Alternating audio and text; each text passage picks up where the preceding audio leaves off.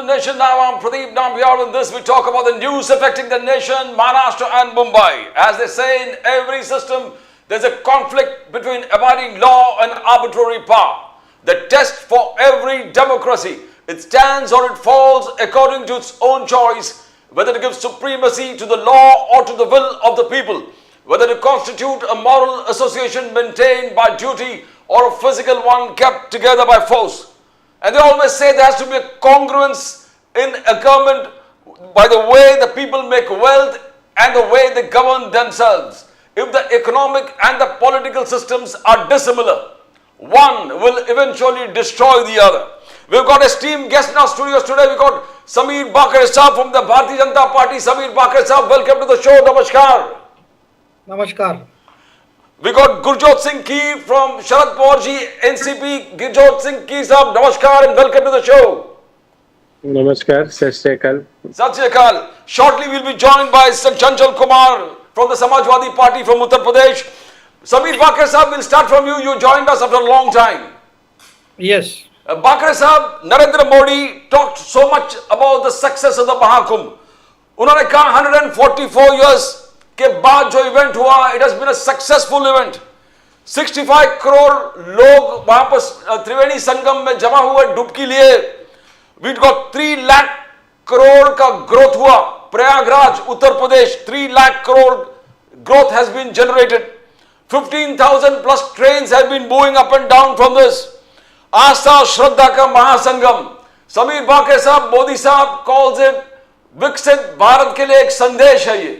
बाकरे साहब. नमस्कार. हाँ जी, मोदी साहब जो कह रहे हैं वो विकसित भारत का जो संदेश है उसके पीछे की आप भूमिका भी समझ लीजिए.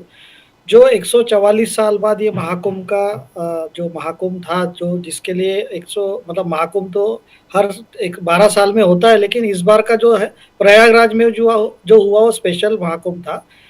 अब देखिए कैसा है कि मतलब विकसित भारत में हम क्या चाहते हैं. विकसित भारत में हम ये चाहते हैं कि देश का हर नागरिक गरीबी रेखा से ऊपर रहे, देश का हर नागरिक संपन्न हो और देश के जो सुशासन है वो चलता रहे. अब मुझे बताइए कि आज उत्तर प्रदेश की जो इकोनॉमी है, आज उत्तर प्रदेश एक भारत का पॉपुलेशन वाइज आप देखें तो ऑलमोस्ट ऐसा बोलेंगे कि 15% of our country is Uttar Pradesh. आज वहाँ पर आप देखिए स्पिरिचुअल टूरिज्म में जो ग्रोथ हुई है, चाहे आप अयोध्या ले लो, चाहे आप काशी ले लो, और ये प्रयागराज का महाकुंभ है. तो विकसित भारत में विरासत भी और विकास भी. तो विरासत की जो पहले मजाक उड़ाया जाता था कांग्रेस के द्वारा, बाकी पार्टियों के द्वारा, तो आज लोग अपने अभिमान से जात पात को भूल के महाकुंभ में उत्साह के साथ शामिल हुए. जो भी कठिनाई आई, ऐसा नहीं कि महाकुंभ अब 65 करोड़ एक जगह लोग जमा होंगे, ये दुनिया में ऐसे घटना कभी घटी नहीं है. इसके कारण आज जो भी हुआ है तो ये घटना या जो इवेंट था 65 करोड़ 66 करोड़ लोग एक जगह आने का, तो इसमें लोगों ने तहे दिल से पार्टिसिपेट किया है. उसके साथ इकोनॉमिक बूम भी हुआ है. आपने जैसा बताया 3 लाख करोड़ का, मैं तो ऐसा बोलता हूँ उससे ज़्यादा है. अगर हम उसका डिटेल मैथमेटिक्स करें तो उससे ज़्यादा की ग्रोथ होने वाली है. उत्तर प्रदेश की इकोनॉमी बढ़ेगी तो देश का विकास होगा. आज मोदी साहब ने सभी न्यूज़पेपर में उनका एक आर्टिकल भी पब्लिश हुआ है. तो आज पहली बार जो सिविलाइजेशन है उसके ऊपर लोग गर्व से अपनी बात रख रहे हैं, गर्व से जा रहे हैं. कोई अपोलॉजेटिक नहीं है कि हम महाकुंभ गए तो किसी को पिछले द्वार से जा रहे. आज कांग्रेस के भी जो नेता है शिव कुमार जी, वो भी गए. आज सबको एक जो अपने विरासत का जो एक कॉन्फिडेंस है वो आ गया है. उसके साथ विकास भी हो रहा है. अब इसमें जो विकसित भारत का, आप मुझे बताइए 2047 में अपन बात कर रहे हैं कि विकसित भारत की तरफ ये जो अर्थ संकल्प या बजट जो आया था, इसका पहला कदम जो बोल सकते कि 10 मतलब ये जो बजट है वो अपना विकसित भारत की तरफ बढ़ता हुआ पहला कदम था. इसका मैं कारण आपको बताता हूँ. अभी पहले 10 साल में मोदी जी के राज में क्या हुआ कि जो स्ट्रक्चरल रिफॉर्म्स थे, आप देखिए जो एक मतलब 60 साल के बाद लोगों के बैंक अकाउंट नहीं खुले थे, लोगों को शौचालय नहीं मिला था, लोगों को घर नहीं मिले थे, लोगों के खाते नहीं खुलने के कारण वो डायरेक्ट बेनिफिट ट्रांसफर भी नहीं हो रहा था. तो ये सब स्ट्रक्चरल रिफॉर्म्स पहले 10 साल में करने के बाद आज मोदी जी का जो बजट है वो विकास, एग्रीकल्चर, एसएमई, इस पे कॉन्सेंट्रेट है, क्योंकि आज वो स्ट्रक्चर तैयार हो चुका है। अब तो ये जो महाकुंभ है, ये विकसित भारत के लिए ना, आज देखिए अयोध्या में जो लोग आ रहे हैं तो उसकी इकोनॉमी कितनी, यूपी की आप देखिए, it will be one of the fastest growing economies of the country, as well as it will be competing with the developed nations. इतने तेजी से वो यूपी की इकोनॉमी बढ़ने वाली है। वहां लॉ एंड ऑर्डर सुधर गया, लोग अपने धर्म पे अभिमान करके वहां जा रहे हैं। तो विकसित भारत और विरासत और विकास, ये तीनों एक साथ आ रहे हैं, तो अब देश का कल्याण हो रहा है। तो मोदी जी ने जो सपना देखा है विकसित भारत का, अब मैं आपको बताता हूँ कि अपन जैसा बोलते, कभी कभी क्रिटिक्स बोलते हैं कि विकसित भारत में सही में विकसित भारत होगा कि नहीं 2047 में। अगर आपने चाइना का पर कैपिटा जीडीपी इनकम 2007 में देखा है, वो आज हिंदुस्तान के जो जीडीपी है पर कैपिटा, वो आज उससे कंपैरिजन है। तो चाइना ने जो 18 साल में, आज चाइना की ग्रोथ हो गई, तो हम तो 25 साल बोल रहे हैं ना। तो ऐसा तो नहीं है कि हम लोग ऐसा कोई लक्ष्य जो रख रहे हैं जो अचीवेबल नहीं है। 80 करोड़ लोग गरीब कल्याण को हम मदद कर रहे हैं, लेकिन उसमें पूरे लोग गरीब नहीं है। उसमें से 30 से 35 करोड़ लोग मल्टी डायमेंशनल पॉवर्टी के बाहर आ चुके हैं। तो अब ये बताइए कि ये सब होते वक्त अगर महाकुंभ अपने जैसा देश में हुआ, 66 करोड़ लोग आए, उन्होंने अपना दिल खोल के सब श्रद्धा भी की, दिल खोल के अपना पैसा भी खर्च किया, तो ये एक, तो मैं ऐसा मानता हूँ कि महाकुंभ एक शुरुआत है विकसित भारत की। और आप देखिए आने वाले समय में देश का विकास तेजी से होगा। I know Gurjot Singh Kheer Sahab, I know you want to talk about local Maharashtra politics, but before that, Sharad Pawar Sahab is the only person in the India Alliance जो कहते हैं जिसने महाकुंभ का क्रिटिसिज्म नहीं किया। आपका एक नेता महेश खोते साहब है जो शोलापुर के फॉर्मर मेयर थे एनसी, तो he went to Mahakumbh Triveni Sangam and he had a heart attack and he expired, and Sharad Pawar Sahab tweeted that he was a young leader full of faith and we respect. So Sharad Pawar Sahab is the only person, a leader who has not been critical of the Mahakumbh. Rest everybody has been. Mallikarjun Kharge, Mamata Banerjee, Uddhav Thackeray ji. Now how do you see this entire thing before we come to Maharashtra politics? Kheer Sahab. Sir, सबसे पहले मैं बात करूं तो महाकुंभ की निंदा जो करेगा तो उसके लिए तो मेरे ख्याल से नरक में एक स्पेशल जगह होगी, क्योंकि महाकुंभ ये हमारे शिव जी का, हिंदू देवताओं का ये त्योहार है जहां पर हम भी स्नान लेने गए थे। मैं माफी चाहूंगा कि ये टाइम जो कुंभ मेला था वहां पर मेरा स्नान नहीं हुआ, पर अगले टाइम नासिक में है, हम जरूर जाएंगे। पर कुंभ के दर्शन हमने जरूर ऑनलाइन किए थे, हमारे दोस्त गए थे। हमने यहाँ पर भी जो गंगा स्नान होता है, वो गंगा का जो जल है, हमने वो स्नान यहाँ पर मुंबई में भी लिया था महाकुंभ का। तो महाकुंभ की निंदा कोई नहीं करेगा, चाहे वो बीजेपी का हो, कांग्रेस का हो या कोई भी पार्टी का हो। हम निंदा करते हैं सिस्टम की। सर, मैं सिस्टम की बात करूं तो महाकुंभ की, जैसे मेरे भारतीय जनता पार्टी के एक भाई यहाँ पर बैठे, इन्होंने बोला, काफी अच्छा लगा मुझे इनका सुनकर, और इन्होंने बताया कि कैसे यूपी में प्रगति आ रही है। पर सर, आप खुद बोलते बोल रहे थे कि यूपी की इकोनॉमी अभी एक बहुत अच्छे स्तर पर जाएगी, ऊपर जाएगी, और आपने ये भी कहा कि 144 साल के बाद यहाँ पर महाकुंभ आया है। तो सर, मतलब यूपी में, मतलब अगर डेवलपमेंट लानी है तो सिर्फ एक धर्म ही चीज बची है क्या? यूपी में क्यों इंडस्ट्रियल ग्रोथ नहीं हो रही? यूपी में क्यों ग्रोथ नहीं हो रहा है कॉर्पोरेट सेक्टर? यूपी में क्यों नहीं ग्रोथ हो रही है माइनिंग की, फार्मिंग की? सर, सिर्फ धर्म के नाम पर अगर आप यूपी को एक रख दोगे तो फिर क्या यूपी उत्तर प्रदेश हर 144 साल के लिए रुकेगा कि 144 बाद यहाँ पर महाकुंभ आएगा, शिव जी की कृपा होगी और हम यहाँ पर अपनी इकोनॉमी को ऊपर बढ़ाएंगे? सर, शिव जी का आशीर्वाद लेके मोदी जी हर साल वहां पर कुछ ना कुछ स्कीम देकर, प्लान देकर, आज उत्तर प्रदेश की जो धरती है, हम पंजाब से आते हैं, महाराष्ट्र हमारी माँ है, आई माझ्यासाठी महाराष्ट्राची धरती आहे। तो सर, जब हम देखते हैं कि यूपी में जो जमीन है इतनी अच्छी, इतनी उपजाऊ है, फिर भी वहां के किसान जो है वो किसानी करके खुश नहीं है, क्योंकि उनको अपनी फसलों का भाव नहीं मिलता। तो क्या हम भारतीय जनता पार्टी के अनुसार यूपी की इकोनॉमी जो भी बढ़ गई बिकॉज ऑफ महाकुंभ, हम वेट करते रहे कि हर 144 साल में ही सिर्फ एक बार यूपी को हम वहां पे प्रस्थान देंगे कि महाकुंभ आया है, महाकुंभ में आप प्रगति जितनी आपने लानी है आप ले आइए, उसके बाद में बाकी के बचे 143 ईयर्स हम आपको कुछ भी नहीं देंगे? तो ये हालत मेरी यूपी की हो गई है।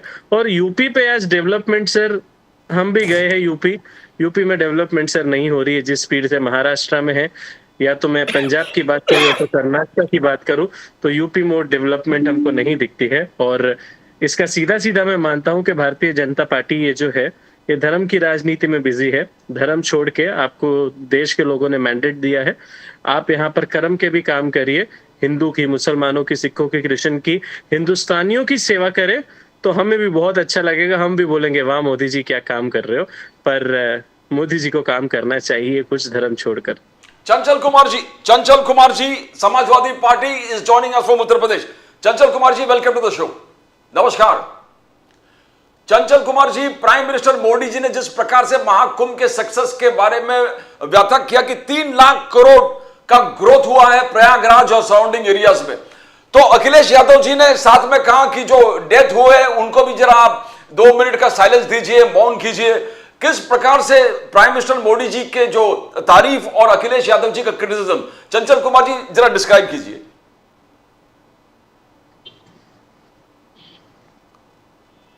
चंचल कुमार जी।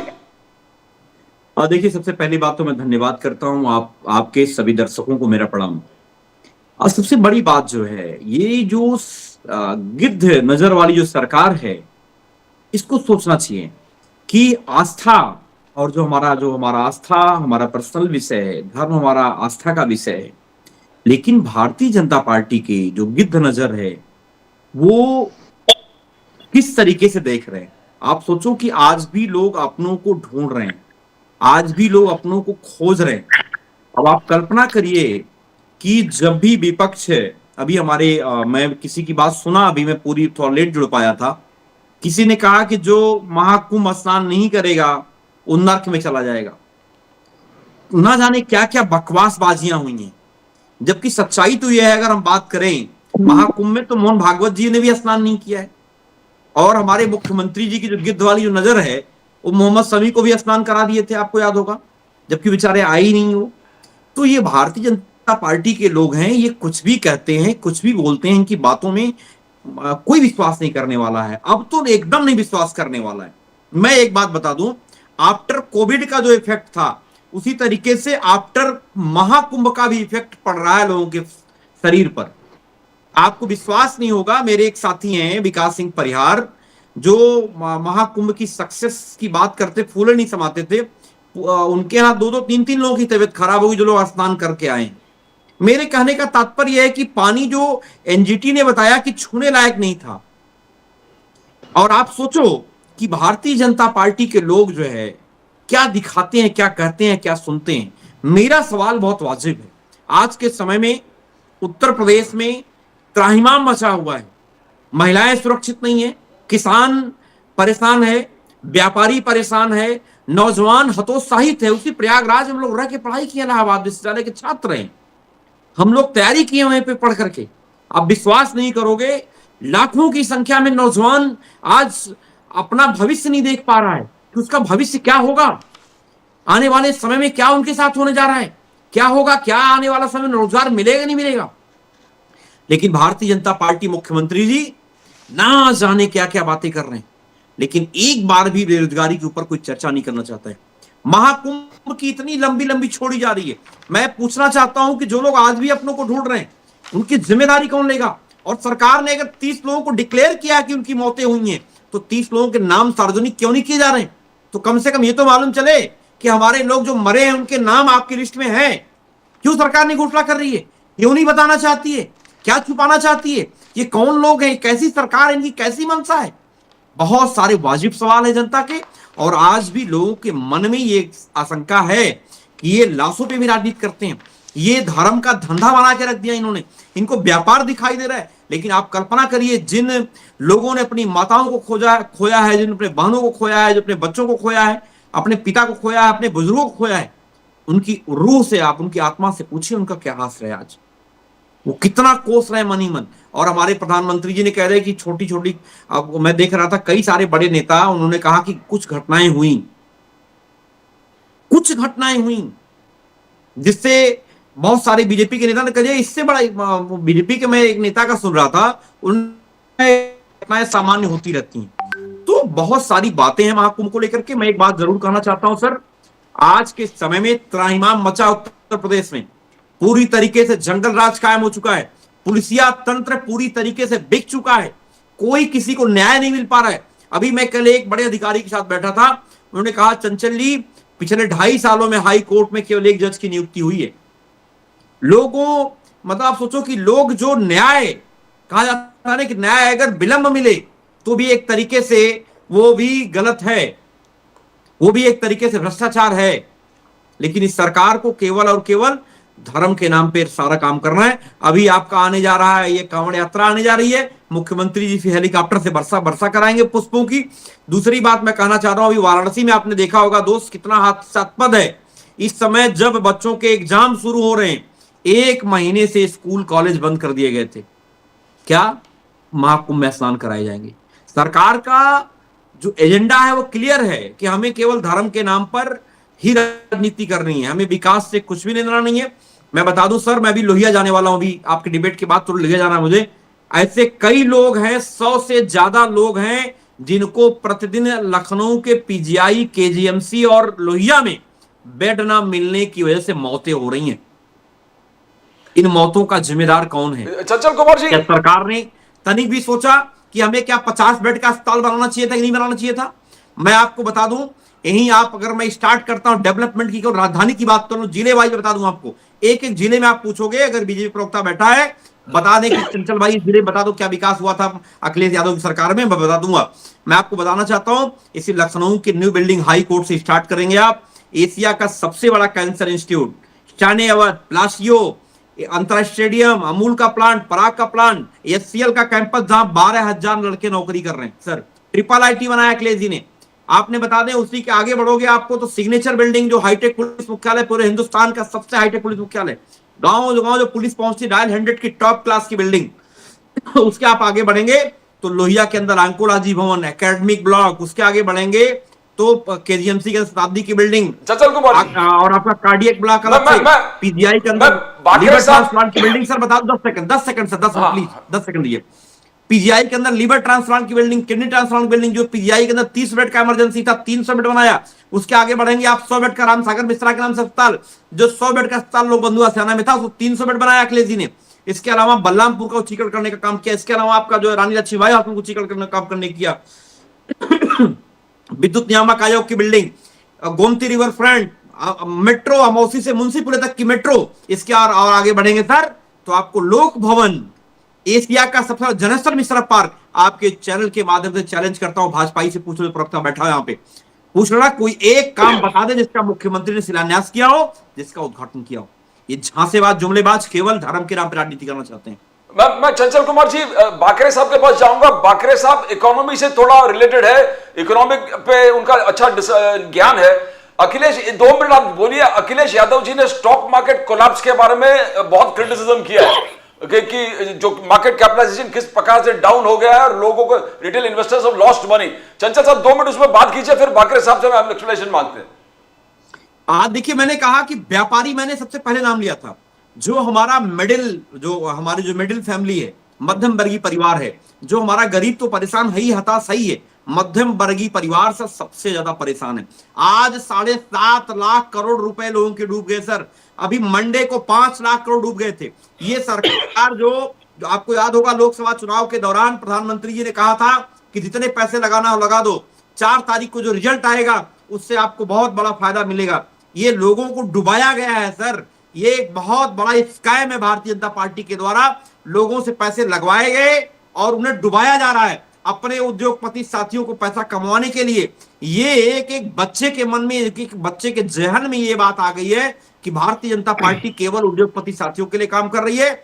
इनका विकास से कोई लेना देना नहीं है। न कोई स्कूल बनाएंगे, न कोई कॉलेज बनाएंगे। आज सर बता दूं, उत्तर प्रदेश के अंदर बच्चों के एडमिशन नहीं हो रहे हैं। नए बच्चे को ड्रॉप आउट बहुत ज्यादा है। 5वीं क्लास के बाद बच्चे ड्रॉप कर रहे हैं, 8वीं क्लास के बाद बच्चे ड्रॉप कर रहे हैं, इंटर के बाद ड्रॉप कर रहे हैं। ये सरकार में जो न्यू एजुकेशन पॉलिसी लेके आई है वो बहुत बद से बदतर हालात से गुजर रहा है। चंचल कुमार जी, मैं बाकरे साहब के पास, मेरे पड़ोस का सर 10 सेकंड में, मेरे पड़ोस में 13 डिग्री कॉलेज है जहां पे हर साल 1500-1600 बच्चे एडमिशन कराते थे ग्रेजुएशन में। इस बार 350 बच्चे के एडमिशन करा पाए हैं सर। कितना बड़ा दुर्भाग्य है इस सरकार का, आप कल्पना कर लीजिए। आज जो सरकारी संस्थान है सब खत्म होने की कगार पे पहुंच गए। मैं बता दूं जवाब, आप चंचल कुमार, आप लोग इतना अच्छा काम कर रहे हो, कम से कम आपका चैनल आप जैसे पत्रकार कम से कम जो चौथा खंभा है लोकतंत्र का, उसको आप लोगों ने खड़ा कर रखा है। नहीं तो पत्रकारिता का ऐसा दौर है कि अगर आप सही बात बोल लो तो पत्रकारों को जेल भेज रहे लोग। Bakare Sahab, Akhilesh Yadav ji and the Congress they talked about the collapse of the stock market. Bakare Sahab, how are you going to relate to that? They say it's a scam. Bakare Sahab, आप economics में बहुत ज्ञान रखते हो. How do you see this entire thing? Sir पहले तो मैं मेरे मित्र राष्ट्रवादी शरद पवार के जो मित्र है उन्होंने बोला कि महाकुंभ के वजह से मैंने ऐसा गुरजोत बोला सिंह कि कीर, हाँ। इकोनॉमी ऊपर आई। मैंने ऐसा कभी नहीं बोला, मैंने बोला उसमें और बूस्ट मिला है। आप हर साल यूपी का इन्वेस्टमेंट समिट देखिए, जो उसमें ये आ रहे हैं, इन्वेस्टमेंट्स आ रहे हैं। तो मैंने ऐसा नहीं कहा कि सिर्फ स्पिरिचुअल चीजों पे यूपी गवर्नमेंट है, लॉ एंड ऑर्डर के बाद इन्वेस्टमेंट आ रहा है। दूसरी बात, ऐसे समाजवादी पार्टी के मेरे मित्र ऐसे बता रहे थे, तो मैं इनको पूछना चाहता हूँ, इतने अच्छे काम अखिलेश जी ने किए थे तो आपकी सरकार 2017 में क्यों हारी भाई साहब? आपकी सरकार 2022 में क्यों हारी? क्या आप मतलब आप किस इसमें जी रहे हैं, मतलब अपने ओन वर्ल्ड में जी रहे हैं? दूसरा, आप जो बोल रहे हैं कि निवेशकों का जो मार्केट का शेयर गिरा है, आज देखिए दुनिया में आज पूरी जगह वॉर चल रहे हैं। आज ट्रम्प साहब आए, उन्होंने टैरिफ्स की बात की है, तो आज मार्केट का सब जगह दुनिया में हाहाकार हो रहा है। तो ये कोई हिंदुस्तान का एक अकेला क्षेत्र नहीं है, दुनिया में हर जगह हो रहा है। दूसरा, मैं आपको बताता हूँ, 7.5 लाख करोड़ से लोगों का इन्वेस्टमेंट का वैल्यू कम हुआ है। वो उसको मतलब अगर जिसने बेचा होगा उसको नुकसान हुआ होगा, लेकिन ऐसा नहीं है कि सबका। जैसा मैं खुद का शेयर मार्केट में इन्वेस्टेड है, तो मेरा भी पोर्टफोलियो कुछ परसेंटेज कम हुआ है, लेकिन मेरा लॉस थोड़ी हुआ हो। कल मार्केट ऊपर आएगा, मैं कवर कर लूंगा। तो इसमें कोई ये नहीं है। दूसरा, आप देखिए जो बजट है, आज का बजट एमएसएमई सेक्टर के लिए भाई साहब सबसे ज्यादा क्रेडिट अवेलेबल करने वाला। आपके वक्त तो सीजीटी एमएसएमई का लोन ही नहीं था, हमने तो 2 से 5 करोड़ किया, 5 करोड़ से 10 करोड़ किया। स्टार्टअप को कोलैटरल फ्री लोन 10 से 20 करोड़ किया। आज एक्सपोर्ट ओरिएंटेड के लिए देखिए, सबसे ज्यादा एमएसएमई की डेफिनेशन चेंज करने के कारण हजारों करोड़ लाखों एमएसएमई उसमें और समाने वाली है। एक्सपोर्ट्स हो रहा है, जो देश के 30% क्षेत्र में 6 करोड़ एमएसएमई रजिस्टर्ड है, उसको 25 करोड़ लोगों को एम्प्लॉय कर रहे हैं और उसमें ग्रोथ हो रही है। ईपीएफओ के आंकड़े बड़े हैं, जो ईपीएफओ रहता है कि 20 एम्प्लॉयज के ऊपर कोई भी उद्योग को ईपीएफओ करना है, तो ये 6.5 करोड़ के आंकड़े बड़े। ऑर्गेनाइज सेक्टर में एम्प्लॉयमेंट बढ़ी है, अनऑर्गेनाइज की तो बात ही छोड़िए। आरबीआई का रिपोर्ट है, आप पढ़ लीजिए। आरबीआई का रिपोर्ट के आपको मैं लिंक भेज दूंगा कि 15 करोड़ का रोजगार तो पिछले 6-7 साल में हुआ। आरबीआई की ऑफिशियल रिपोर्ट है, ये सरकार का नहीं है। तो आप जो निराशा की बात कर रहे हैं, हर जगह आप देखो, समाजवादी पार्टी हो या कोई पार्टी हो, ये देश की जनता आज बहुत, इंग्लिश में बोलते हैं, it is a aspirational country now, people want growth. People, ये जो निराशाजनक बात कर रहे हैं, ना समाजवादी के प्रवक्ता कोई पॉजिटिव बात कर रहे हैं, ना दूसरे मेरे मुझे एक बात बता दो, आप जो भी देखिए, मैं आपके बीच में नहीं बोला भाई साहब। चंचल कुमार जी, मैं आपके पास आता हूं। चंचल कुमार जी, मैं आपके पास आता हूं। 2 मिनट, नहीं, ये ऐसे तरीके से डिबेट। चंचल कुमार जी, मैं आपके पास आता हूं। 2 मिनट में आता हूं। चंचल कुमार जी, 2 मिनट में आपके इनके पास आपके पास आता हूं। प्लीज बोलिए। ग्रोथ हो रही है पूरे दुनिया में, जब इकोनॉमी सब डाउन है तब अपना भारत ग्रोथ कर रहा है। सब जगह आज अपना युवा आज अगर खुश नहीं रहता, तो लोकसभा के बाद हरियाणा में चुनाव जीते, महाराष्ट्र में चुनाव जीते, दिल्ली में आम आदमी पार्टी यही बोलती थी हमने मोहल्ला क्लिनिक किए। मोहल्ला क्लिनिक में कोई था नहीं। सीएजी का रिपोर्ट आया, जिसके लिए अखिलेश कैंपेन कर रहे थे, अखिलेश यादव जी, 2000 करोड़ का लीकर का घोटाला उन्होंने किया। तो आप अपने साथी भी गलत चुनते हैं, आप अपनी पॉलिसी भी गलत करते हैं, तो आपको जनता बार बार रिजेक्ट कर रही है, ये आप समझिए। और इकोनॉमी की जो ग्रोथ है, आज मैं सर आपको बताता हूं कि विकसित भारत जो 2047 की बात कर रहे हैं, आज विकसित भारत के तरफ भारत बहुत तेजी से बढ़ रहा है। इनको तकलीफ क्या हो रही है कि समाज को, एक वर्ग को इन्होंने जब अंधेरे में रखा था, इनको डरा डरा के बीजेपी के खिलाफ वोटिंग कराते थे, आज वो समाज भी हमारे साथ आ रहा है। तो इनको तकलीफ इस बात की है कि अभी लोग जागरूक हो गए, लोगों को सोशल मीडिया के कारण सब अवेलेबल है। अभी समाजवादी पार्टी के मेरे मित्र इतना बता रहे थे, तो सोशल मीडिया एक्टिव है, आज लोग इंस्टाग्राम देखते हैं, ट्विटर देखते हैं, हर चीज देखते हैं। तो आप अपनी बात पहुंचाने में असमर्थ है क्या? आपने इतना चीजें गिना दिया, तो आपकी बात कोई सुन नहीं रहा। मतलब आपके बात में ना कोई तथ्य है, ना कोई वजन है। और मोदी जी कुछ बोल रहे हैं विकसित भारत, तो लोग उसके पीछे लगे हैं। और ये कैसा होता है कि हर बार आप कुछ ना कुछ ऐसा फैलाते हैं, एक डीप स्टेट का एक पूरे दुनिया में एक एक्टिविटी चल रहा है, भारत में भी कुछ लेफ्टिस्ट लोग उसमें इन्वॉल्व हो गए। मैं आपको मेरे दोनों मित्रों को एक अनवांटेड एडवाइस देना चाहूंगा। आप पॉजिटिव बात करना चालू करेंगे तो जनता आपका सुनेगी। देखिए निगेटिविटी कोई नहीं सुनना चाहता, आप हर बार निगेटिव बात करते हैं ना, कोई आपके इसमें कोई एक एजेंडा नहीं है, कोई ग्रोथ का एजेंडा नहीं। इंडिया अलायंस इन्होंने बनाया, दिल्ली में आपस में भिड़ गए, अखिलेश जी कांग्रेस को क्रिटिसाइज कर रहे हैं, शरद पवार जी और दूसरे किसी को क्रिटिसाइज कर रहे हैं, शिंदे साहब का सत्कार शरद पवार साहब ने किया तो उद्धव ठाकरे साहब को तकलीफ हो गई, अरविंद केजरीवाल जी कांग्रेस को गाली दे रहे हैं, तो ये अपना घर ठीक नहीं कर रहे और बीजेपी से लड़ने की बात कर रहे हैं। तो आप पहले इंडिया अलायंस क्या है ये तो बताइए, क्या पंजाब में इंडिया अलायंस है, क्या यूपी में इंडिया अलायंस है, क्या बंगाल में इंडिया अलायंस है? तो आपका ना एकता है ना ग्रोथ है। आप हमारे को हमारी विरासत पे गर्व है, विरासत के साथ विकास भी है, मोदी जी का नारा है। और भारत विकसित भारत में हर नागरिक 140 करोड़ नागरिकों का भला होना चाहिए, ये मोदी जी का। कोई भी योजना धर्म के आधार पर थोड़ी दी जाती है, शौचालय थोड़ी धर्म के आधार पर दिए गए, आवास थोड़ी धर्म के आधार पर दिया गया है, उज्ज्वला योजना थोड़ी धर्म के आधार पर। तो आप लोगों का जो प्रोपोगंडा है निगेटिव प्रोपोगंडा है भाई साहब, मैं सिंसियरली बोल रहा हूँ। मैं एक इकोनॉमी के इससे आता हूँ, मैं बिजनेस में भी देखता हूँ, अगर आप पॉजिटिव से चले तो पॉजिटिव होगा, निगेटिव से चले तो नेगेटिव होगा। योगी जी ने जो भाषण किया कि जो जिस नजर से देखना चाहता है वैसे उसको वही चीज दिखती है, तो इसके लिए आप पॉजिटिव एजेंडा देखिए और उसके बाद अपना राजनीति कीजिए। Keer sahab, I'll just allow Chanchal Kumar 2 minutes and I'll come back to you. I know you want to speak a lot on this subject. Chanchal Kumar ji 2 मिनट में रिप्लाई दीजिए, फिर मैं कीर साहब के पास जाता हूँ। देखिए हमारे जो काबिल दोस्त हैं बाकरे साहब बोल रहे थे, मैं इनसे एक बात पूछना चाहता हूं। रेलवे डिपार्टमेंट का शायद आपने नाम सुना होगा, 17 लाख एम्प्लॉय थे टोटल 2014 से पहले। मैं ऑन रिकॉर्ड बोल रहा हूं, चेक कर लेना आप, अगर मैं नेगेटिव बोल रहा हूं, अगर कुछ झूठ बोल रहा हूं एफआईआर करना मेरे खिलाफ। 13 लाख एम्प्लॉय बचे हैं, 4 लाख एम्प्लॉय मोदी जी खा गए 18 घंटे मेहनत करके, नोट कर लो आप। दूसरा, आपने जिक्र किया कि विकास हो रहा है। 2000 जो अभी दिसंबर बीता है और इसमें 89,000 कारें कम खरीदी गई हैं, कम बिकी हैं इस बार। ऑटोमोबाइल सेक्टर एक तरीके से कहा जाता है कि किसी भी कंट्री का एक तरीके से विकास का एक बड़ा पैमाना माना जाता है। 89,000 कार्स लोग नहीं खरीदे, मतलब कम खरीदे पिछली बार के कंपैरिजन में। मैं आपसे बताना चाहता हूं, अकेले रेलवे का मैंने जिक्र किया, जो हमारी नॉर्थन कंपनियां थी उन सब में नौकरियां खा गए मोदी जी। इसके अलावा प्रधानमंत्री जी केवल और केवल लंबी लंबी फेंकने के अलावा, आपको याद होगा, शायद न याद हो तो मैं आपको यूट्यूब कर दूंगा, प्रधानमंत्री जी अमेरिका में जाकर के बोलते हैं कि हमारे देश में प्रतिदिन एक inter college, degree college, PG college, प्रतिदिन आईटीआई बन रहा है, अटल टिंकरिंग लैब हर दूसरे दिन बन रहा है, हर महीने में आईआईटी बन जाता है, हर साल में आईएम बन जाता है। आप बता दो दोस्त, हर महीने में कितने महीने हो गए मुख्य प्रधानमंत्री जी को? अब तो जो लोग 60 साल बनाम 60 महीने मांग के आए थे, अब तो भैया तकरीबन 135-34 महीने हो गए। अब बताओ कितनी झांसेबाजी जुमलेबाजी करोगे आप?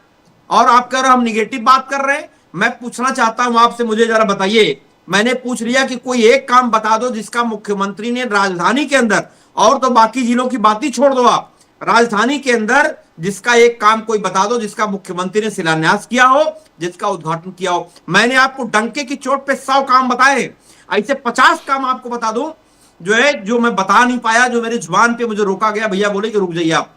तो मैं ये कहना चाहता हूं कि आप जो कांट की हारी बार बार नहीं चलती है, इस घमंड में मत रहना। 2024 में इस उत्तर प्रदेश की जनता ने सबक सिखाने का काम किया। अयोध्या जैसी सीट जो आपने पूरी दुनिया में डंका बजाया, पूरी दुनिया में प्रचार प्रसार किया कि हमने मंदिर बनाया, क्या किया अयोध्या की जनता ने? और आपको सबक सिखाने का काम किया। मिल्कीपुर जीते नहीं है दोस्त, आपका सिस्टम जीता है, ये सबको पता है। और अगर आपको ना पता हो, अपने किसी दोस्त साथी से फोन लगा लेना उत्तर प्रदेश में, वो बताएगा मुख्यमंत्री जी की स्थिति इस समय क्या हो गई है, बीजेपी के भाजपाइयों की स्थिति क्या हो गई है। जनता इंतजार कर रही है आम चुनाव का, उत्तर प्रदेश का चुनाव होगा 27 में। एक एक सीट पे मजबूती से समाजवादी लोग जवाब देने का काम चंचल कुमार जी, मैं जरा 2 मिनट वापस आता हूं आपके पास, कीर साहब के पास आता हूं। कीर साहब, I know you have been taking up the investors cause in a big way. आप इन्वेस्टर्स के लिए बहुत दम से लड़ रहे हो मुंबई और पूरे देश में।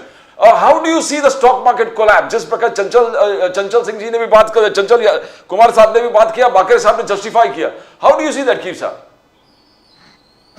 सर, इन्फ्लेशन बढ़ रहा है, हमारे यहाँ पर पेट्रोल के डीजल के प्राइसेस बढ़ रहे हैं, सरकार के पास पैसे हैं नहीं। अभी सरकार को सबसे अच्छा जो चीज लग रही है वो है कि जो जनता के पैसे है उसे लूट लिया जाए, स्टॉक मार्केट को गिरा दिया जाए, बैंकों को बंद कर दिया जाए। मुंबई की बात करूं तो मुंबई में पिछले 3 सालों में 3 बैंक बंद हुए हैं, PMC bank, Pune cooperative bank और न्यू इंडिया बैंक।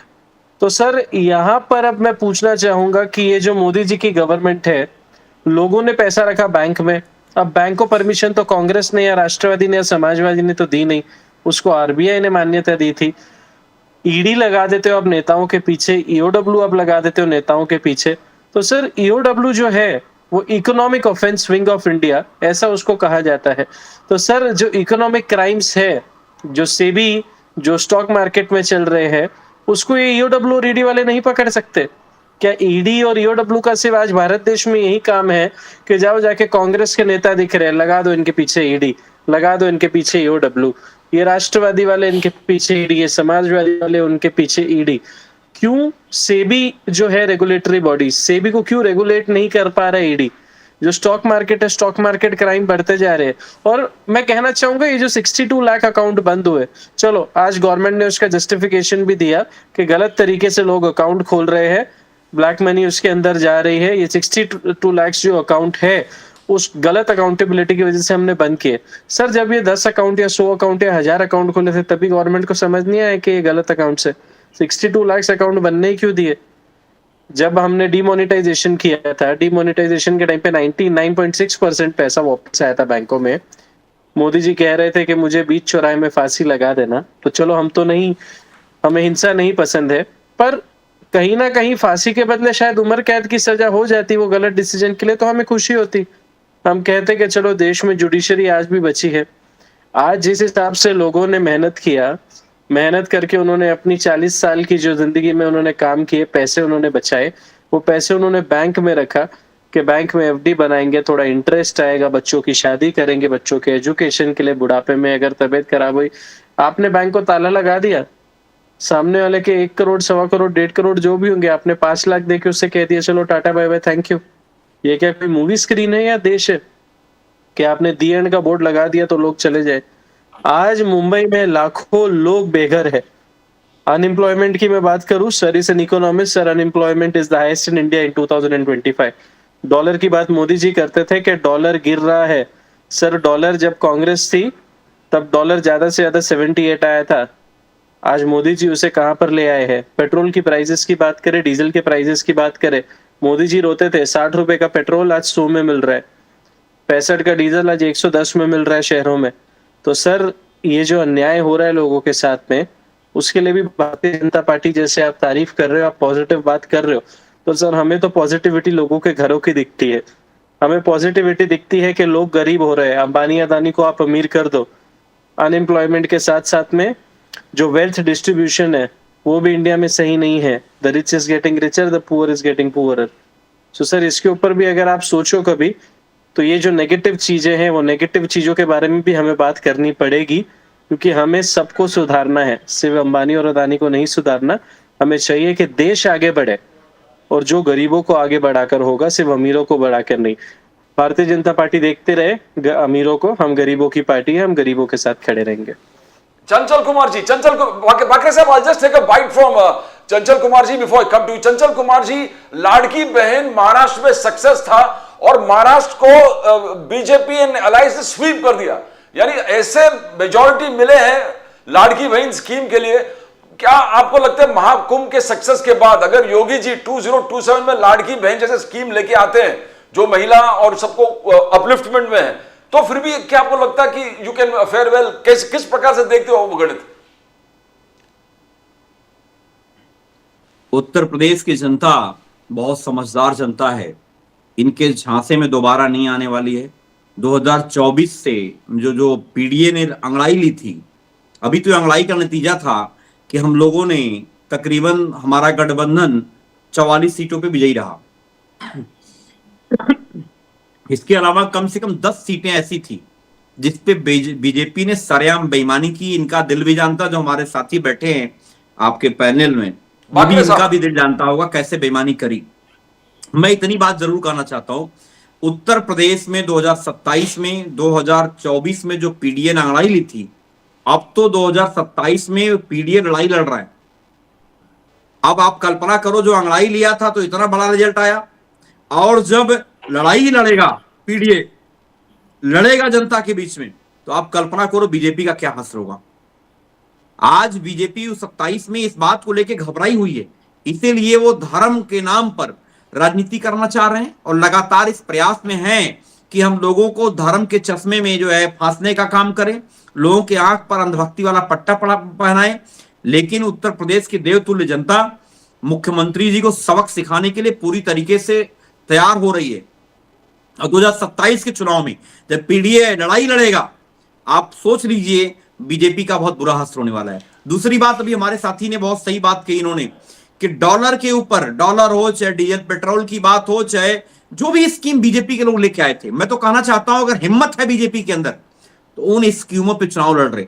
आपको याद होगा आदर्श गांव योजना, आदर्श गांव बनाएंगे, जयापुर गांव जो गोद लिए थे, मैं सर जरा बीजेपी के प्रवक्ता जो बैठे उनका नाम नहीं जान पा रहा हूं, क्या नाम सरकार, समीर बाकरे साहब है, समीर बाकरे साहब नागपुर से। बाकरे साहब, आपको याद होगा जो गांव गोद लिए थे जयापुर, अभी गोद में है कि चलने लगे हैं वो, एक बार पता कर लेना आप। उस गांव में मोदी जी हारे इस बार, जो गांव गोद लिए थे।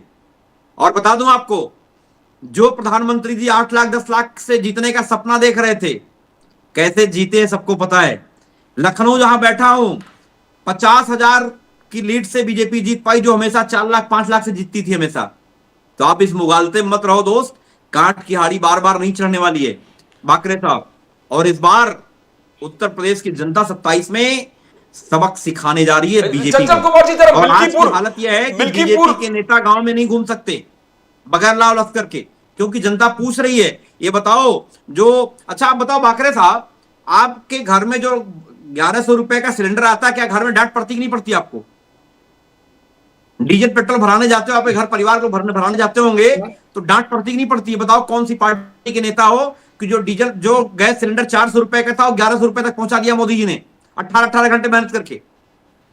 और पता है डांट पड़ती होगी जरूर, मैं आपका दर्द समझता हूँ। चंचल कुमार जी जवाब दे, वो जवाब पूछे, आप सवाल कह रहा हूं, इनको डांट जरूर पड़ती होगी सर, और इनसे इनके दिल की आवाज को आप पढ़ लेना, आफ्टर डिबेट इनसे बात करना, जरूर बताएंगे डांट पड़ती है। पूछ लेते चंचल कुमार जी, बोलने दो बाकरे साहब को। बाकरे साहब, डांट पड़ रहा है कि नहीं? देखिए, डांट तो इनको जनता की पड़ रही है, डांट तो इनको जनता की पड़ रही है बार बार। मेरी डांट की चिंता ना करें आप, जनता कैसी डांट रही है आपको वो देखिए। आपको मैं कुछ आंकड़े देना चाहता हूँ। आप जब दोनों, मुझे इतनी बात बता दो, आपको ये नहीं, कैसा आप लगता है? बताइए, 400 रुपए मेरी का बात पूरी सिलेंडर सुन लीजिए। मिलता है। आपने आंकड़े कुछ बताया, मैं भी आपके सामने आंकड़े देना चाहता हूँ। अभी बताइए, 2014 में जब मोदी जी ने सरकार हाथ में ली, तब बजट का साइज कितना था भाई साहब? वो 16 लाख करोड़ का था। आज 2025 का बजट का साइज कितना है? 50 लाख करोड़ का है। तो 10 साल में, अरे भाई साहब सुनिए ना, पूरी तो बात सुनिए, पूरी बात सुनिए आप। बता रहे हो? अरे मैंने पूछा गैस देखिए सर, मैं भी आपको देखो, देखो जनता, आपने ना पेशेंस है ना, सुनने की आदत है। आपको वन साइड सुनाना है तो मैं भी आपको सुना सकता हूँ। आप जब बोल रहे सुनिए चंचल कुमार जी, जवाब तो सुनिए ना, जवाब सुनिए, फिर मैं आपके पास आता हूँ। मुझे 10 चीजें आपकी गलत लगती है। ना बोलिए चंचल कुमार जी, फिर आपके पास आऊंगा। मैं तो पूछना चाह रहा हूँ, आपने कोई बात बता दो, मैंने जो गलत आंकड़े पेश किए हों। आपने पूछा, मेरे आंकड़े तो सुन लीजिए आप पहले। आप पूछा फिर वापस आते हैं चंचल कुमार जी, आपके पास वापस आते हैं। आप मेरे आंकड़े सुन लीजिए भाई साहब पहले। हाँ बोलिए। आज बजट का साइज 50 लाख करोड़ का हो गया। इनकम टैक्स रिटर्न देने वाले लोग 4 करोड़ थे, जो 10 करोड़ हो गए। डीमैट वाले लोग 2 करोड़ थे, वो 18.5 करोड़ हो गए। आज आप महंगाई की बात कर रहे हैं, मेरे राष्ट्रवादी के मित्र भी बात कर रहे थे। अरे भाई साहब, आप इन्फ्लेशन का एवरेज रेट जो टोटल था 8.2 था यूपीए की सरकार में, जिसमें आपके शरद पवार साहब मंत्री थे। हमारा 5 के नीचे है भाई साहब इन्फ्लेशन के आंकड़े। देखिए सर, ये बीच में बोलेंगे तो मैं बोल नहीं पाऊंगा। चंचल कुमार जी, चंचल 2-3 मिनट सुनिए ना, फिर मैं आपके पास आता हूँ। चंचल कुमार जी, मैं आपके पास आ रहा हूँ। आपको बार बार रिजेक्ट कर रही है। चंचल कुमार जी, मैं आपके पास आ रहा हूँ। आपको ना सुनना है ना कुछ करना है। इनके बाद में आपके पास आ रहा हूँ। कैसी बात करेंगे कोई? बोलिए। चिल्लाने की आदत नहीं है आपको। अगर बोलना है तो आप अपना बोलते रहिए। पूछ लो सर, नाम्बियर सर, इनको बीच में टोकना है। चंचल कुमार जी सुनिए, चंचल कुमार जी सुनिए ना प्लीज, सुनिए। बोलिए बाकरे साहब, बोलिए। एक आदमी में पेशेंस नहीं है सुनने का, तो जनता बोलिए बाकरे साहब, बोलिए। उसके बाद मैं चंचल कुमार जी के पास जाऊंगा। 5 मिनट मेरी बात नहीं सुन पा रहे तो जनता के प्रॉब्लम्स क्या सुनेंगे? बोलिए बाकरे साहब, बोलिए। देखिए, जो मैं आंकड़े बता रहा था, तो बजट, इनकम टैक्स कलेक्शन हुआ है, जीएसटी पूरे देश में अच्छे से लागू है, जीएसटी का कलेक्शन 2.25 लाख करोड़ हुआ है, इतने एयरपोर्ट्स बन रहे, इतने रोड्स बन रहे, ग्राम सड़क योजना बन रही है, नितिन गडकरी जी की तारीफ तो पूरे सब समाजवादी पार्टी से लेकर राष्ट्रवादी के लोग कर रहे हैं, तो नेशनल हाईवे क्यों बन नहीं रहे क्या? ग्राम सड़क योजना नहीं बन रही है क्या? एयर उड़ान स्कीम में एयरपोर्ट नहीं बन रहे क्या? कनेक्टिविटी नहीं हो रही है क्या? लोगों को घर नहीं मिल रहे क्या? शौचालय नहीं मिल रहे क्या? पीएम आवास में नए नए योजना नहीं मिल रही है क्या? एमएसएमई को सस्ता कर्जा नहीं मिल रहा है? तो आप किस तरह की बात कर रहे हैं भाई साहब? आपके जो आंकड़े हैं ना, वो जो आप एक बार आंकड़े टेस्ट कर लीजिए, महंगाई का जो आंकड़ा है वो इन्फ्लेशन का आंकड़ा होता है, वो आरबीआई रिलीज करती है और वो एक सिस्टम होता है, तो उसमें जो एवरेज इन्फ्लेशन है वो 5 के नीचे है। आप जो बोल रहे हैं सरकार के पास पैसे नहीं, आप एक बार बजट का आंकड़ा देखिए, फिस्कल डेफिसिट 4.9 है। दुनिया में जब कोविड चल रहा था तो पूरे इकोनॉमिस्ट कांग्रेस के और आपके सब बोल रहे थे कि नोट छाप के लोगों को दे देना चाहिए। अमेरिका ने वो किया, बाकी देशों ने किया, इन्फ्लेशन के कारण आज उनकी इकोनॉमी डाउन हो रही है। अपना इन्फ्लेशन आज भी कंट्रोल में है क्योंकि इकोनॉमी सही तरीके से चलाई है।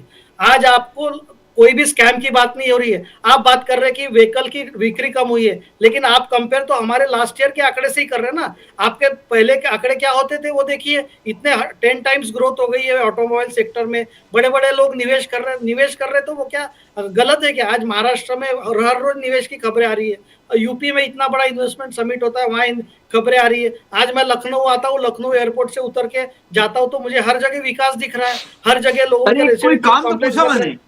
तो यही बात है ना।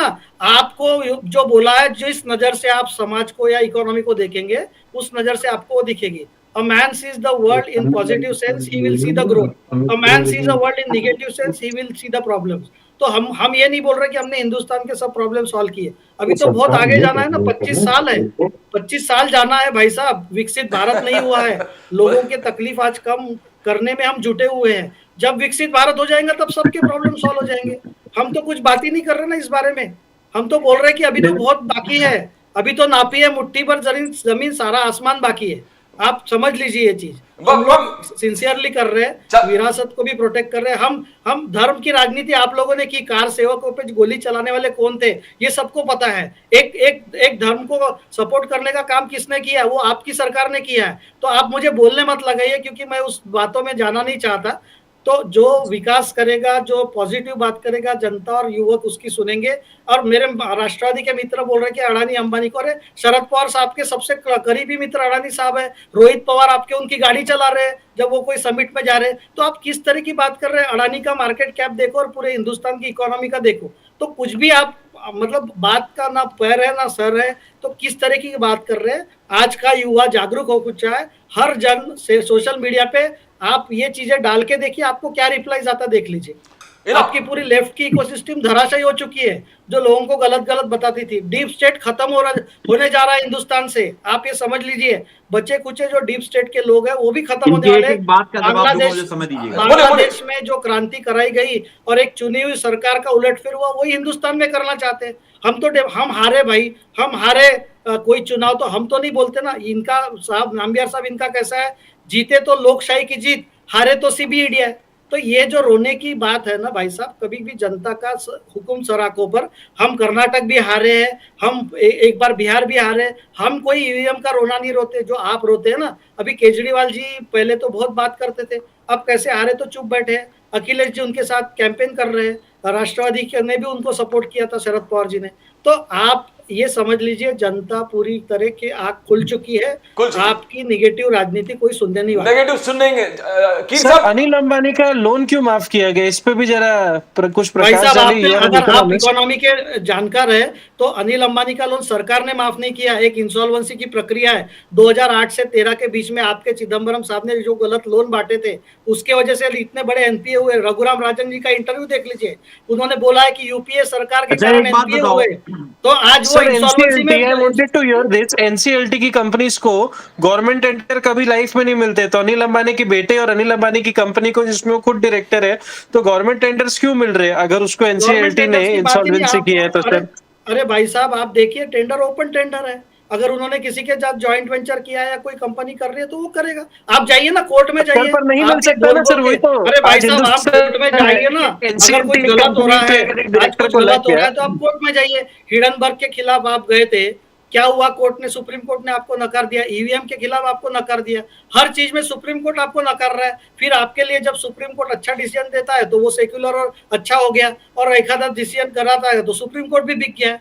तो ये सब चीजें हैं, आप अपने आप को पहले देखिए कि आप करना क्या चाह रहे हैं। आप देश की जनता की प्रॉब्लम्स की बात कीजिए, आपको जनता सर आंखों पर बिठाएगी। आप जनता को निगेटिव बताइए, बीजेपी का जो काम है, आप कुछ दूसरा ये नैरेटिव तो लाइए, आपका विकास का एजेंडा क्या है, आपका विकास का एजेंडा बताइए। इंडिया अलायंस है कि नहीं है, शरद पवार साहब आपके साथ है कि नहीं है, समाजवादी के साथ, कांग्रेस इनके साथ है कि नहीं है। आप कांग्रेस पार्टी सबसे बड़ी है, समाजवादी, और जो लोकसभा में आप जो बोल रहे हैं ना कि लोकसभा में कुछ सीटें हमारी कम हुई, हाँ हम मानते हैं सीटें कम हुई, लेकिन जो एक संविधान अब बदलने का बाकरे गलत साहब जवाब भी दुष्प्रचार सुन लो किया, आप।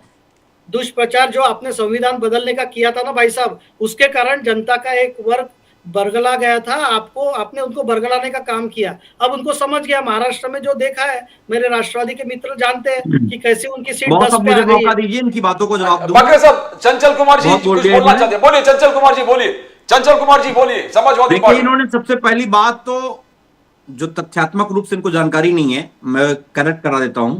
कार सेवकों की बात की जो जहां तक बता दूं, हाँ, जब नेताजी मुख्यमंत्री थे और माननीय सर्वोच्च न्यायालय का आदेश था कि किसी भी तरीके से जो है बाबरी मस्जिद की रक्षा होनी चाहिए, और सुप्रीम कोर्ट की गाइडलाइन थी, सुप्रीम कोर्ट ने आदेशित किया सरकार को, सरकार के जो सरकार के जो बड़े अधिकारी होते हैं, मुख्य सचिव, उसमें नृपेंद्र मिश्रा जी मुख्य सचिव थे, और जो आज के समय में आपके श्री राम जन्मभूमि ट्रस्ट के अध्यक्ष हैं।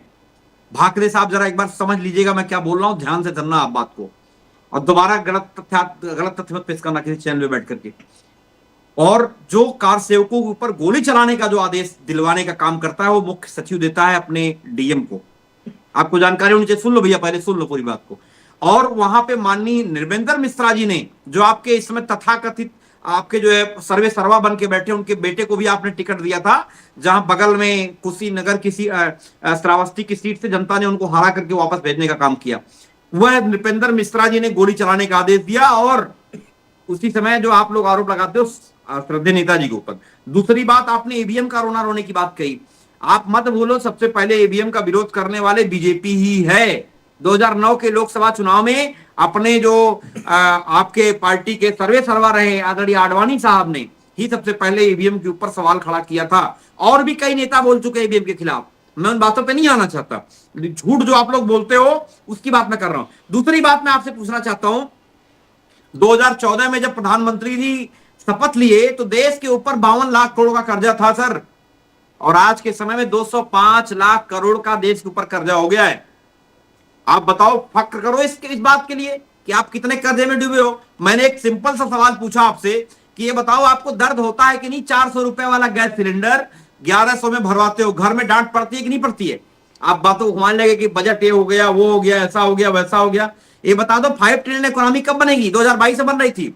बुलेट ट्रेन 2022 में चल रही होगी। आप चल चुके होंगे महाराष्ट्र से लेके गुजरात तक, चल चुके होंगे 2022 तक। और इसके अलावा सुनिए, इसके अलावा आज अगर आप बात कर रहे हो इतने नौकरियां उतने नौकरियां, आज हालत ये हो गई है, आप वंदे भारत में जर्नी कर लो, बता दूं आपको, सुन के आश्चर्य होगा, 10,000 10,500 नौकरी लोग कर रहे हैं। 10,500 की सैलरी पे बेचारा नौजवानों का शोषण कर रहे हो आप लोग। क्या करना चाहते हो? क्या बताना चाहते हो देश को? और आप लिस्ट बनाए पड़े हो कि रोजगार मिल रहे, एमएसएमई के तहत लोन लेने चले जाओ। अगर बगैर पैसे के लोन पा जाना, मुझसे बताना आप। इतनी बेईमानी, ठगी बढ़ गई आपकी सरकार में, और सरकार जानती भी इस बात को। और मैं आपको बताना चाहता हूं, तीसरा आपने एक सवाल किया था, आपने कहा था संविधान को लेकर के जो है, संविधान का गलत हम लोगों ने जो क्या ना खत्म हो जाएगा। आपके सांसद, आपके विधायक, आपके मंत्री कहते थे कि संविधान बदलने के लिए हमें सीटें 400 चाहिए। वो तो उत्तर प्रदेश की जनता ने आपको रोक दिया, और आज भी आप बैसाखी पे चल रहे हो, और साइकिल ही आपको बचा रखी है। सरकार का एक पहिया डगमगा जाता, गिर जाते आप। साइकिल ही आपका मान सम्मान बचा के रखी है चंद्रबाबू नायडू जी की। जिस घमंड मत रहिए आप। आने वाले समय में आपको भी 2027 में ये समझना पड़ेगा। आप जो कह रहे हैं आपको जनता बार बार हरा रही है, जनता आपको भी हराई थी। 2002 हारे, 2004 हारे, 2007 हारे, 2009 हारे, 2012 हारे, 5 चुनाव हारे थे हम लोग। तो भाई 4 चुनाव हारे, और 2024 की जनता ने सबक सिखाया आपको। You know, तो इस हार जीत के घमंड में मत रहिए। चंचल कुमार जी, मैं समय आपसे खेल फल पड़ता है। मैं आपसे मैंने कहा ना पूछना 2002, मैंने कहा सर सुन लीजिए, 2002 हारे, 2004 हारे, 2007 हारे, 2009 हारे, 2012 हारे, 5 चुनाव हारे हो भाई इस उत्तर प्रदेश में। और जो आप लखनऊ एयरपोर्ट से निकलते हो ना, मैं कह रहा हूं अपने प्रवक्ताओं से, बीजेपी के लोकल नेताओं से पूछ लेना, यहाँ पे एक कोई काम बता देना जिसका मुख्यमंत्री ने शिलान्यास किया हो, जिसका उद्घाटन किया हो, और आपको उस दिन शर्म आ जाएगी कि एक मुख्यमंत्री जो केवल झूठ बोलने के लिए बैठा हुआ है, केवल और सपा के कामों को अपना बताने के लिए, एक भी काम सरकार नहीं कर पाई अभी तक। मैंने कहा कि ऐसा कोई दिन नहीं लखनऊ के अंदर जो सैकड़ों लोग बेड ना मिलने की वजह से मौतें हो रही हैं, बेड ना मिलने की वजह से मौतें हो रही हैं। जिस लोक भवन में मुख्यमंत्री जी बैठते हैं ना, वो भी अखिलेश यादव जिंदाबाद, उनको मन से आवाज आती है। आप जनता मिश्रा पार्क जब कभी आओगे लखनऊ आना, मैं घुमाऊंगा आपको, आप दिल से कहोगे अखिलेश यादव जिंदाबाद। आप आओगे, जब मेट्रो में चढ़ोगे, एक भी बाबा एक भी पिलर आगे नहीं बढ़ा पाए। मैडम चंचल कुमार जी, मिल्कीपुर में योगी आदित्यनाथ जी ने शिवपाल जी का तारीफ किया, बोले शिवपाल यादव जी का मैं तारीफ करता हूं। तब क्या कुछ मजाकिया अंदाज में बोले थे कि मिल्कीपुर के जीत में शिवपाल जी का कुछ मददगार, यानी किस प्रकार से देखते हो आप, क्यों तारीफ किया था योगी आदित्यनाथ जी ने शिवपाल यादव जी के कि मिल्कीपुर में आपका धन्यवाद करता हूं मैं? देखिए, दोनों इंजन आपस में टकरा रहे हैं, दिल्ली वाला इंजन और उत्तर प्रदेश वाला इंजन, और ऐसी टकराहट है, इसलिए मुख्यमंत्री जी को बोलने के लिए कुछ है नहीं। माननीय शिवपाल जी का वो बराबर जो है, अभी उन्होंने, अभी आपने देखा होगा विधानसभा में कल परसों चैलेंज कर रहे थे, 500 मीटर दौड़ लगाने की बात कर रहे थे। चाचा ने सीना ठोक के बोला क्या लड़ा दो, लगाओ, कौन लगाएगा, आप आ जाओ मुख्यमंत्री जी, नहीं दौड़ पाओगे। तो ये बातें चलती रहेंगी, उन बातों पे नहीं। लेकिन जनता ये पूछ रही है कि बताओ हमारी शिक्षा की व्यवस्था क्या है, चिकित्सा की व्यवस्था क्या है। आपने कहा था आदर्श गांव बनाएंगे, स्मार्ट शहर बनाएंगे, आपने कहा था 2022 तक किसानों की आय दुगनी हो जाएगी, किसानों की लागत दोगुनी कर दिया आपने कहा था गंगा साफ हो जाएगी। आप आ जाओ भाखरे साहब, गोमती रिवर फ्रंट पे घूमोगे, अखिलेश यादव जिंदाबाद ना बोल गए जो कहना हार जाऊंगा। मैं कीर साहब से पूछता हूं चंचल कुमार जी, फिर मैं बाकरे साहब को दोनों का रिप्लाई।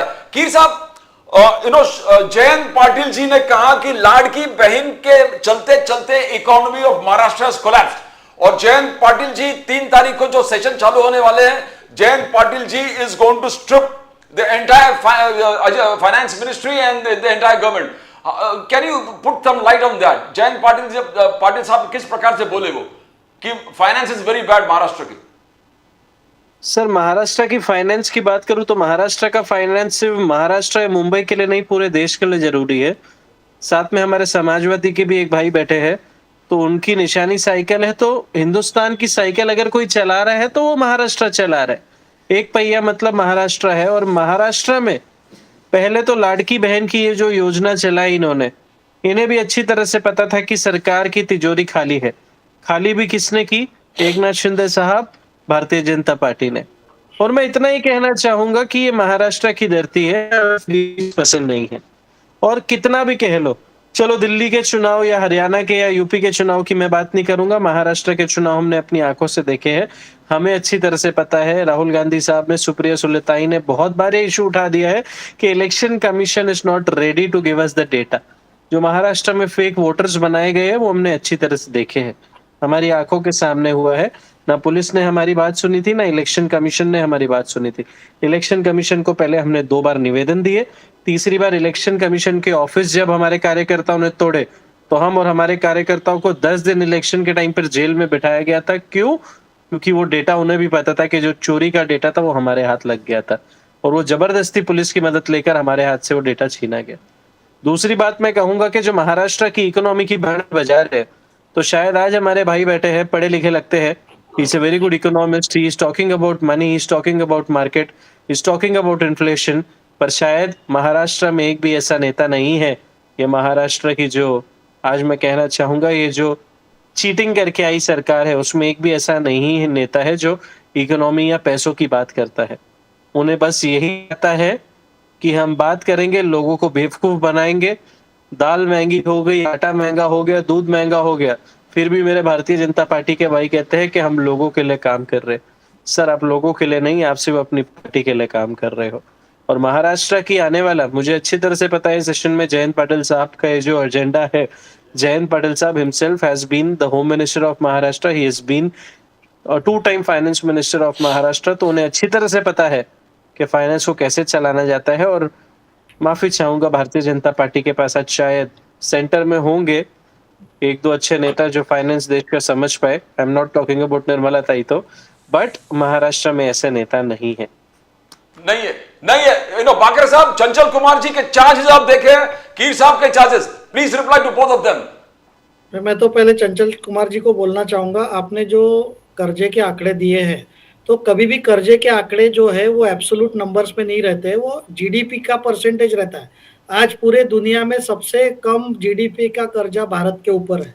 जो जीडीपी का आप 50 लाख करोड़ या जो बड़ा बोल रहे हैं, अच्छा, तो आप भाई बता साहब दो 14 से लेके अब तक कितनी जीडीपी बढ़ देखिए रही है? देखो इनकी आदत यही है। चंचल कुमार जी सुनिए ना, फिर आपके पास आता हूं। तैयारी नहीं भाई साहब। चंचल कुमार जी 2 मिनट बोलने दीजिए ना, कोई भी मित्र से पूछ लीजिए, कोई भी देश का कर्जा जो होता है, आप अगर 4.9 का फिस्कल डेफिसिट है, मतलब सबसे कम कर्जा है भाई साहब। आप कोई भी इकोनॉमिस्ट को पूछ लीजिए, it's a percentage of the GDP. तो अगर जीडीपी बढ़ा है तो कर्जा भी बढ़ने वाला है उस प्रोपोर्शन में। दूसरा, मैं ऐसा बोलता हूँ, मेरे जो मित्र है राष्ट्रवादी के शरद पवार जी के, वो बोल रहे हैं कि जयंत पाटिल साहब को बहुत अच्छे से पता है इकोनॉमी क्या है। जयंत पाटिल एक बहुत रिस्पेक्टेड नेता है, हम उनका आदर सम्मान करते हैं। इन्होंने बोला लाड़की बहन ने हमने तिजोरी खाली की। तो भाई साहब, हमने तो 1500 रुपए का वादा किया था।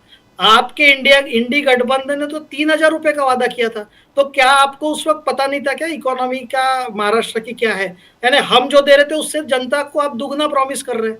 तो किस बात की आप इकोनॉमी की बात कर रहे हैं? जयंत पाटिल साहब वो कमिटी में थे जो सरकार के खिलाफ जो लड़ा, राष्ट्रवादी और शरद पवार गुट, कांग्रेस गुट और उद्धव गुट, तो उन्होंने तो 3000 की बात की। तो मैं तो पहले आपसे पूछना चाहता हूँ कि उस वक्त, अभी आप जो बोल रहे हैं, तो इस वक्त मतलब आप सब इंडिया अलायंस के नेताओं को क्रिटिसाइज कर रहे हैं कि ये 3000 उन्होंने गलत वादा किया था। हमने तो बीजेपी जो वादा करती है वो पूरा करती है, इसीलिए जनता हम पे विश्वास करती है। सर, लाड़की बहन के पैसे नहीं आए हैं 2 महीनों से, आपने वादा पूरा नहीं किया सर। नहीं, आप देखिए लाड़की बहन के हर महीने जा रहे हैं भाई साहब। लाड़की बहन योजना के हर महीने आप आदित्य तटकरे जी का ट्विटर अकाउंट देखिए, उसमें पूरे डिटेल्स दिए हुए हैं। आप बिल्कुल ये भ्रम में मत रहिए। अगर लाड़की बहन योजना के पैसे नहीं गए रहते तो आपके लोग पूरे मीडिया पे छा गए रहते, मराठी मीडिया पे बोल बोल के लाड़की बहन के पैसे गए। और जयंत पाटिल साहब को भी पता है कि इकोनॉमी अच्छे तरह से ग्रो होने वाली है। देवेंद्र जी $1 ट्रिलियन का टारगेट लेके महाराष्ट्र के लिए चल रहे हैं। यहाँ यूपी में योगी आदित्यनाथ 1 ट्रिलियन के लिए चल रहे हैं। तो ये पॉजिटिव कंपटीशन है पूरे राज्यों के बीच में जो चाहते हैं। और यूनियन बजट भी तो राज्यों को सपोर्ट कर रहा है। 1.5 लाख करोड़ का 50 साल का बगैर ब्याज का कर्जा दे रहा है। मतलब आज तो उसकी वैल्यू 100 रुपए की वैल्यू 1 रुपए जितना अपन ने 50 साल का कर्जा की दिया। तो देखिए ग्रोथ हो रही है, इन्फ्लेशन कंट्रोल में है। कुछ दिक्कतें रहेगी तो उसमें भी हम लोग सॉल्व करेंगे। हम पॉजिटिव, मैं बार बार कर रहा हूँ, पॉजिटिव एजेंडा लेके देवेंद्र जी सामने गए। आज भी तो मुंबई में AI समिट हो रहा है। आज पूरे आप देवेंद्र जी का ट्विटर टाइमलाइन देख लीजिए, हर दिन सर कुछ ना कुछ नया इन्वेस्टमेंट महाराष्ट्र में आ रहा है। आज नागपुर में 1700 करोड़ का इन्वेस्टमेंट आया। संडे को नागपुर में पतंजलि के ऑरेंज पार्क का इनॉग्रेशन हो रहा है, जिसमें 10,000 लोगों को एम्प्लॉयमेंट मिल रही है। तो यहाँ TCS का एक्सपेंशन हो रहा है। तो हर जगह हो रहा है। मराठवाड़ा में भी हुआ, इधर पश्चिम महाराष्ट्र में भी हुआ, हर जगह मुंबई पुणे ठाणे तो हो ही रहा है। तो ये कोई भी दिक्कत नहीं है। इनकी जो भी आरोप है ये निगेटिविटी की तरफ जाते हैं। मैं बार बार बोलता हूँ, ये बात करते हैं, अडानी को गाली देते हैं और इनके नेता अडानी जी के साथ बोलते। शरद पवार ने खुद बोला है कि अडानी साहब को टारगेट करना गलत है। तो पहले तो आप शरद पवार साहब को समझाइए ना। हम लोग, आपका तेलंगाना में कांग्रेस उनसे साथ 15,000 करोड़ का कॉन्ट्रैक्ट करती है और इधर बोलती है अडानी। तो अरे पहले वहां तो कॉन्ट्रैक्ट करना बंद कीजिए। आप ये जो डबल स्टैंडर्ड्स है ना, इसमें जनता नहीं आने वाली है। शरद पवार भी एक रिस्पेक्टेड नेता है, उन्होंने शिंदे साहब की खुद तारीफ की है। आप बोल रहे शिंदे साहब के इसमें तिजोरी खाली हो गई। अभी दिल्ली में जो फंक्शन हुआ तो शरद पवार साहब ने खुद शिंदे साहब की तारीफ की है। तो आपके सबसे शीर्ष नेता तारीफ कर रहे और उसी पार्टी के प्रवक्ता बोल रहे कि शिंदे साहब ने गलत किया।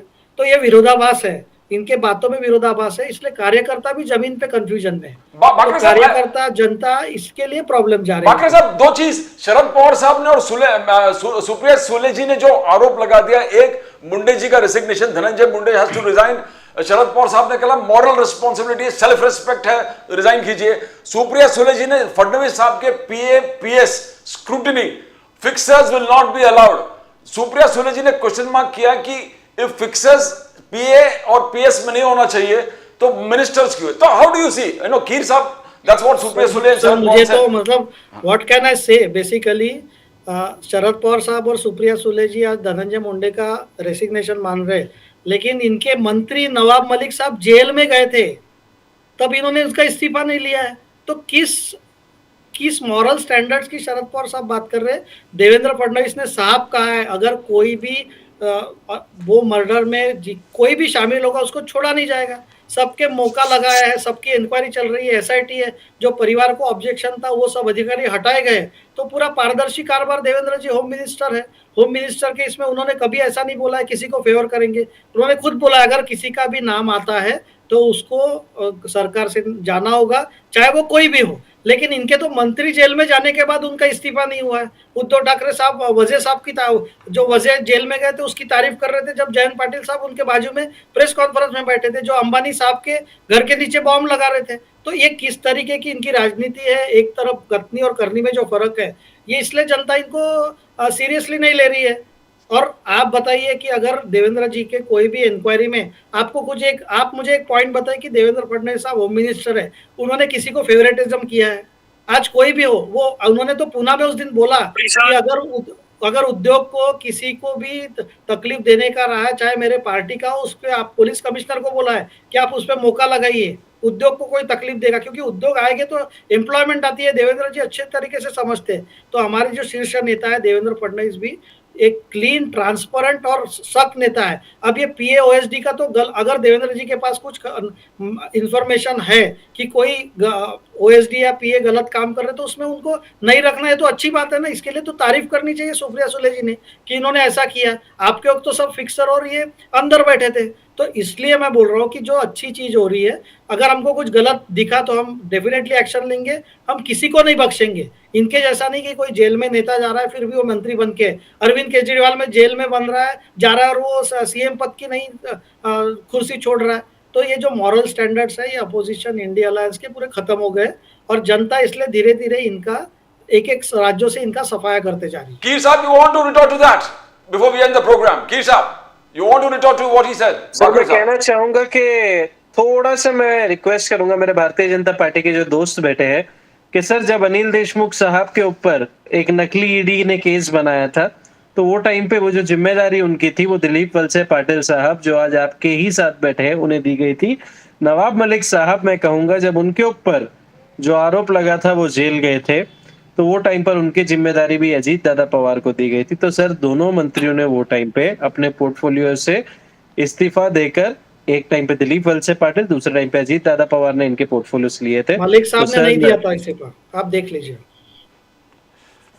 ठीक है सर, आप देख लीजिए, मुझे अच्छी तरह से पता है क्योंकि वो टाइम पर हम एक ही पार्टी के थे, हमारी सरकार थी। नवाब मलिक साहब के portfolios were handled by Ajit Dada Pawar और जो अनिल देशमुख साहब थे वो टाइम पर होम मिनिस्टर, उनको जब भी जेल हुई तब दिलीप वलसे पाटिल साहब को बनाया गया था। सर आप देख लीजिए एक बार। Thank you so much Sameer Patil साहब। कह रही है धनंजय मुंडे को रिजाइन करना चाहिए, तो सर बीड़ में जो खुलेआम हत्या तो नहीं, मर्डर मैं कहूंगा, मर्डर हुआ है जिसमें धनंजय मुंडे के जो सबसे करीबी थे या राइट हैंड अगर मैं कहूं पॉलिटिकल भाषा में, उनको जो जेल हुए हैं उनके ऊपर तो अभी तक मौका लगाया नहीं देवेंद्र फडणवीस साहब ने। ये मौका भी हमें अच्छी तरह से पता है सिर्फ उन पे ही लगेगा जो कांग्रेस में है या तो विपक्ष में है। भारतीय जनता पार्टी या उनके दोस्तों के ऊपर कभी भी मौका तो छोड़िए, एफआईआर भी मुश्किल से होती है। बीड़ में भी मीडिया ने, लोगों ने सच्चाई के साथ खड़े हुए इस कर उन्हें जेल हुई, नहीं तो मुझे हमारे आमदार खड़े हुए हैं, विपक्ष गायब है।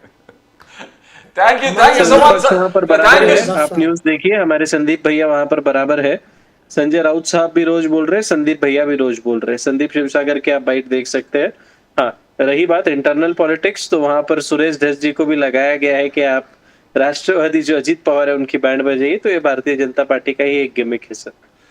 बाकरे साहब, thank you so much. Thank you so much Keer साहब। Thank you so much for being on the show. It has been a very wonderful, disciplined discussion. Thank you so much. Thank you, sir. Thank you. As we always end with the preamble to the Constitution, which says, "We, the people, hereby resolve to constitute India into a sovereign, secular, socialist, democratic republic, and to secure to all its citizens justice, equality, liberty, and fraternity. Justice that is social, economic, and political. Equality before the law and equal protection of rights where equality is concerned. freedom of speech, expression, faith, worship and belief in the right to life, liberty and pursuit of happiness where liberty is concerned, and fraternity, eternal brotherhood, believing in the territorial and political integrity of the nation. To log on, to subscribe to our channel, that's the icon that you need to press. Subscribe to the fastest growing channel in the nation. Subscribe to the fastest growing channel in the nation, Nation Now. Subscribe to Nation Now. And we always say it's the fundamental duties of all political parties and political leaders to see that they come together to preserve and protect the pillars of the Constitution, the foundations of the Constitution. Because if the pillars of the Constitution survive, the foundations of the Constitution survive, the Republic survives. If the Republic survives, the people of the Republic survive. That's all from Pradeep Nambiar. Nation Now will come again tomorrow with more news from the center, Maharashtra and Mumbai. Till then, it's bye for now.